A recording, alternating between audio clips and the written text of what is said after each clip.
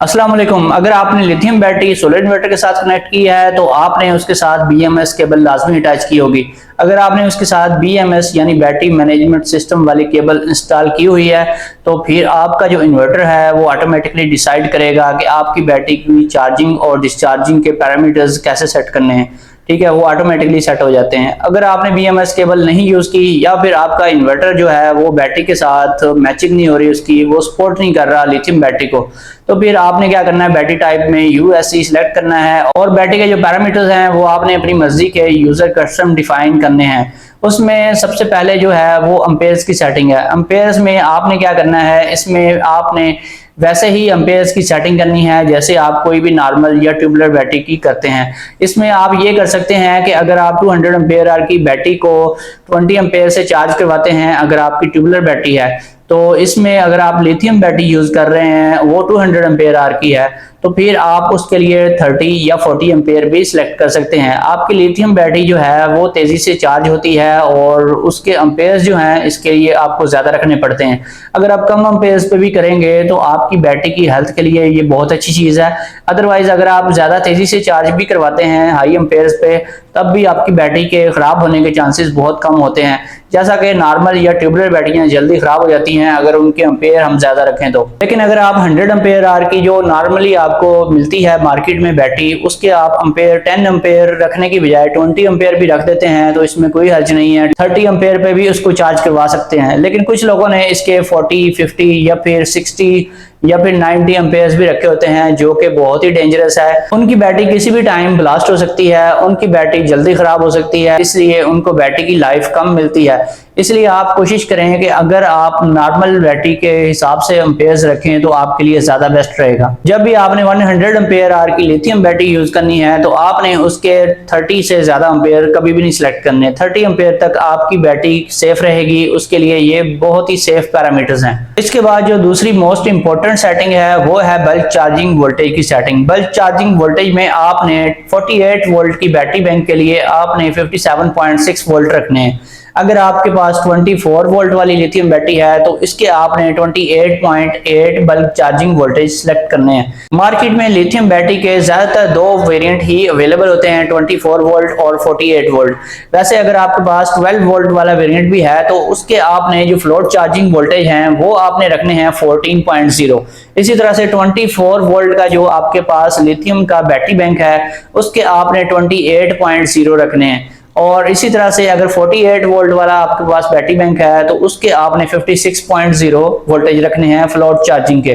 तो इसमें अगर आप सेफ पैरामीटर्स पे रहते हैं, इससे आप इनको कम करते हैं तो आपकी बैटरी के लिए बहुत अच्छा है। जो फ्लोट चार्जिंग मैंने आपको बताए हैं, अगर इसके मुताबिक आप अपने लिथियम बैटरी की सेटिंग करते हैं तो आपकी लिथियम बैटरी आपको मैक्सिमम लाइफ प्रोवाइड करेगी। और इसमें अगर आप थोड़ी सी भी इंक्रीमेंट करते हैं तो आपकी बैटरी जल्दी डैमेज होगी और इसमें बहुत ज्यादा मसले मसाइल आएंगे। इसकी जो 10 इयर्स की लाइफ होती है वो आपको पूरी कभी भी नहीं मिलेगी और अक्सर देखा गया है 2 या 3 साल के बाद लिथियम बैटरी डेड हो जाती है। इसकी मेन रीजन यही होती है कि उन्होंने इसके बल्क चार्जिंग वोल्टेज या फ्लोट चार्जिंग वोल्टेज की मिकदार ज्यादा रखी होती है और ज्यादा एम्पेयर से चार्ज करवाने की वजह से भी ऐसा होता है। तो इसलिए आपको इन पैरामीटर्स के अंदर ही रहना चाहिए। इसके अलावा मैंने देखा है कि कई लोगों ने इसके फ्लोट चार्जिंग वोल्टेज हैं वो उन्होंने नॉर्मल या ट्यूबुलर बैटरी के हिसाब से ही रखे होते हैं। यानी कि अगर 24 वोल्ट की लिथियम बैटरी है तो उन्होंने 27.0 रखे होते हैं। इसी तरह से अगर 48 वोल्ट की है तो उसके फ्लोट चार्जिंग वोल्टेज भी उन्होंने ज्यादा नहीं रखे होते, 54.0 पे ही रखे होते हैं। तो उनकी बैटरी भी अच्छी चलती है, कभी खराब नहीं होती और उनको मैक्सिमम लाइफ मिलती है। उनको सिर्फ एक ही प्रॉब्लम पेश आती है कि उनको बैकअप जो है वो काफी कम मिलता है। अगर वो इसके पैरामीटर्स ज्यादा रखेंगे जितने लिथियम के होने चाहिए फिर उनको बैकअप पूरा मिलेगा। लेकिन फिर भी अगर वो फ्लोट चार्जिंग की मिकदार थोड़ी सी कम रखते हैं तो फिर भी उनकी बैटरी को कोई नुकसान नहीं होता, सिर्फ बैकअप का ही इशू आता है। अगर आप इसमें फ्लोट चार्जिंग बिलफर्ज आपके पास 24 वोल्ट वाला सिस्टम है उसमें 28.0 की बजाय उसका जो फ्लोट चार्जिंग कट ऑफ है वो आप रख लेते हैं 27.5, तो ये एक बेस्ट वैल्यू है, इससे आपको मैक्सिमम लाइफ मिलेगी। इसी तरह से अगर 48 वोल्ट वाला पावर बैंक है तो उसकी आप 56 की बजाय उसको 55 पे रख लें तो आपको इसकी मैक्सिमम लाइफ मिलेगी, आपकी बैटरी भी जल्दी खराब नहीं होगी। ज्यादातर बैटरियां खराब तभी होती हैं जब ये तीनों पैरामीटर्स अपनी सही मिकदार में नहीं रखे गए होते। ज्यादा इनकी वैल्यू जब रखी जाती है तब ही बैटरी जल्दी खराब होती है। लिथियम बैटरी के साथ जो सबसे बड़ी प्रॉब्लम पेश आती है वो ये होती है कि इसके जो डिस्चार्जिंग है वो सही तरीके से आप एडजस्ट नहीं करते। जब तक आप डिस्चार्जिंग सही वैल्यू पे नहीं रखेंगे तब तक लिथियम बैटरी आपके लिए प्रॉब्लमेटिक बनी रहेगी। आपने इसकी जो डिस्चार्जिंग है वो आम जो नॉर्मल या ट्यूबलर बैटरी होती है उसकी तरह से नहीं रखनी, यानी कि अगर 24 वोल्ट का सिस्टम है उसकी हम 20 या 21 वोल्ट रखते हैं। अगर आप लिथियम बैटरी के केस में भी 20 या 21 वोल्ट रखेंगे तो आपकी जो बैटरी है वो बड़ी जल्दी ही डिक्रीज होगी। और इसके साथ ये भी होता है कि अक्सर वो आपका जो इन्वर्टर है वो बीपी पे चला जाता है, यानी कि बाईपोलर।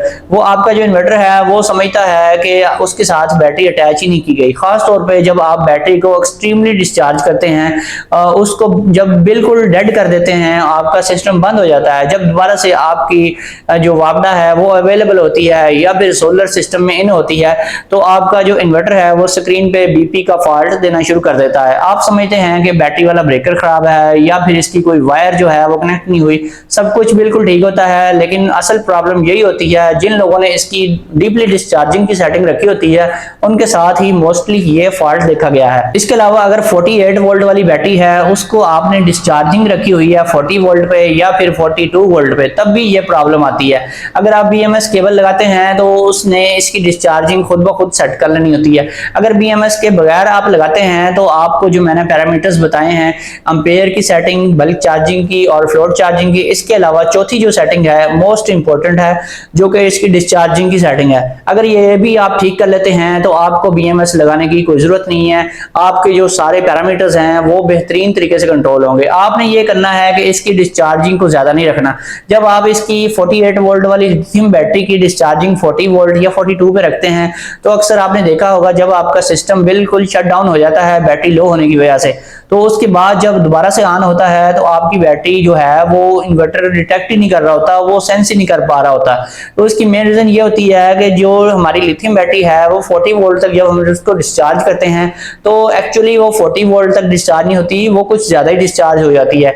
अक्सर देखा गया है कि वो 35 या 36 वोल्टेज के ऊपर आ जाती है। जब इतने लो वोल्टेज पे बैटरी आती है तो हमारा जो 6 किलोवाट का इन्वर्टर है वो उसको सेंस ही नहीं कर पाता। वो समझता है कि मेरे साथ बैटरी अटैच ही नहीं की गई, क्योंकि जब तक वहां बैटरी के वोल्टेज 40 वोल्ट से ऊपर नहीं मिलेंगे उसको तो वो तब तक बैटरी को डिटेक्ट ही नहीं कर पाएगा। जब तक बैटरी को वो डिटेक्ट नहीं कर पाता तब तक वो चार्जिंग भी स्टार्ट नहीं करता। तो इसलिए आपको चाहिए कि आपको डिस्चार्जिंग की सेटिंग 46 वोल्ट पे रखनी चाहिए। अगर आपके पास ये प्रॉब्लम बार बार आ रही है, बार बार आपको यही प्रॉब्लम फेस करनी पड़ रही है, तो फिर आपको इसको 46 वोल्ट पे रखना चाहिए, इससे ज्यादा डिस्चार्ज ना करें। अगर वैसे प्रॉब्लम ये नहीं आ रही तो फिर आप इसकी मिनिमम जो वैल्यू है 45 या इससे भी कम रखें तो 44 तक रख सकते हैं। इसमें फिर ये है कि अगर आपकी बैटरी बिल्कुल इस तरह से डेड हो जाती है और टीपी का आइकॉन स्क्रीन के ऊपर ब्लिंकिंग कर रहा होता है तो फिर आपने क्या करना है, आपने ऐसे करना है कि आपने कोई भी 48 वोल्ट वाली सप्लाई लेकर 48 वोल्ट की अगर आपकी बैटरी है तो उसके ऊपर आपने कनेक्ट करनी है। जस्ट आपने 1 मिनट के लिए कनेक्ट करनी है और इन्वर्टर जो है उसको जब वोल्टेज बैटरी के पूरे मिलेंगे तो वो ऑटोमेटिकली चार्जिंग स्टार्ट कर देगा। एक दफा अगर चार्जिंग स्टार्ट हो जाती है तो बैटरी के वोल्टेज इंक्रीज होने शुरू हो जाते हैं। जब बैटरी के वोल्टेज इंक्रीज होते हैं 40 वोल्ट से ऊपर आ जाते हैं तो आपकी बैटरी ऑटोमेटिकली चार्जिंग होनी स्टार्ट हो जाएगी और उसके ऊपर आप फिर लोड भी डाल सकते हैं। इसके अलावा अगर आपके पास 48 वोल्ट वाला चार्जर अवेलेबल नहीं है तो फिर आप एक और ट्रिक भी लगा सकते हैं। कुछ इन्वर्टर्स में सिर्फ इक्वलाइजेशन की सेटिंग को ऑन करवाने से ही जो लिथियम बैटरी है वो दोबारा से काम करने लग जाती है, इन्वर्टर उसको सेंस कर लेता है। क्योंकि जब हम इक्वलाइजेशन की सेटिंग को अनेबल करवाते हैं तो हमारा जो इन्वर्टर है वो बाई फोर्सली जो टर्मिनल्स हैं बैटरी के वहां पर वोल्टेज प्रोवाइड करने स्टार्ट कर देता है। चाहे बैटरी उसके साथ लो वोल्टेज की भी लगी हुई है तो अक्सर देखा गया है कि बैटरी के वोल्टेज अप हो जाते हैं, खास तौर पे अगर आपके पास नाइट्रोक्स इन्वर्टर है तो। इसके अलावा अगर आप अपनी बैटरी को रीसेट कर देते हैं तो फिर भी आपका इन्वर्टर जो है बैटरी को सेंस कर सकता है। अगर उसके वोल्टेज बहुत ज्यादा लो ना हुए तो वो सेंस कर लेगा। अदरवाइज आप अपनी बैटरी को थोड़ी देर तक ऑफ रखें, उसके बाद 5 या 10 मिनट के बाद दोबारा से उसको कनेक्ट करें तो हो सकता है कि आपका इन्वर्टर उसको सेंस कर ले। अगर इनमें से कोई भी ट्रिक काम नहीं कर रहा या फिर आपके पास 48 वोल्ट की सप्लाई नहीं है तो फिर आप ऐसे करें कि सोलर पैनल्स में से एक पैनल को सेपरेट करें, उसके जो 50 वोल्ट या फिर 45 वोल्टेज होते हैं, वो जो डीसी वोल्टेज हैं वो आप प्रोवाइड करें अपनी बैटरी के ऊपर। बैटरी के ऊपर डायरेक्ट प्रोवाइड करें तो उसके जो वोल्टेज हैं 35 या 36 पे हैं वो इंक्रीज होकर 45 या 46 के ऊपर पहुंच जाएंगे। जब इतने वोल्टेज के ऊपर आपकी बैटरी पहुंच जाएगी तो आपका इन्वर्टर उसको इजीली डिटेक्ट कर पाएगा और चार्जिंग जो है वो स्टार्ट हो जाएगी। तो इस तरीके से आप बीएमएस केबल के बगैर ही अपनी लिथियम बैटरी के पैरामीटर्स अपनी मर्जी से इसमें इंसर्ट करके उसको बेहतरीन तरीके से चला सकते हैं। अगर ये चारों चीजों की सेटिंग आपने सही रखी हुई है तो आपको कभी भी कोई भी प्रॉब्लम देखने को नहीं मिलेगी।